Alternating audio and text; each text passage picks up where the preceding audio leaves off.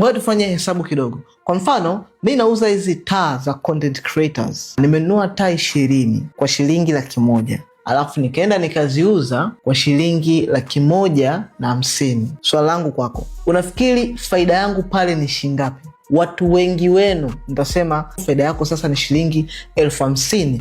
Hiyo ni margin, kwa sababu currency imetengenezwa kwa ajili ya reproduce, kujizalisha. Unapoichukua ile 50,000 yako ukaipeleka ikakufanyia kazi tena, chochote kitakachopatikana baada ya kuchukua 50,000 na kurudisha kazini, hiyo ndo faida yako. Hii inafanyika kwa wote, hata watu ambao wameajiriwa. Thamani yako ndo umeitumia kufanya hiyo kazi, that is value, na umelipwa pesa. Hiyo sio faida yako. Hiyo ni kitu ambacho thamani yako imekizalisha kuwa currency kwako, mpaka pale ambapo utaweza kukaa chini ukajifunza namna gani ya kuweza multiply hiyo currency ulionayo. Hapo ndipo utaweza kutengeneza utajiri. Na hii ndio sababu kubwa unatakiwa ujiunge na platform yetu ya MBH, kwa sababu huko ndani utajifunza kila kitu unachopaswa kukifahamu kuhusiana na namna gani ya kuweza kutengeneza utajiri. Link ipo kwa bio.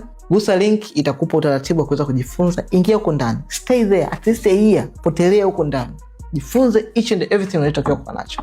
Stay there. Na kama umeona content hii upo hapa Instagram, unaweza kugusa link kwenye bio ama comment neno MBH, then mimi binafsi nitakutumia link moja kwa moja DM kwako ya namna gani ya kuweza kujiunga na platform yetu hii. Na ukigusa link itakupa utaratibu wa kujiunga. Jiunge huko, at least kaa kwa mwaka mzima, then utapata kile kitu unachotakiwa kufahamu kuhusiana na kutengeneza utajiri.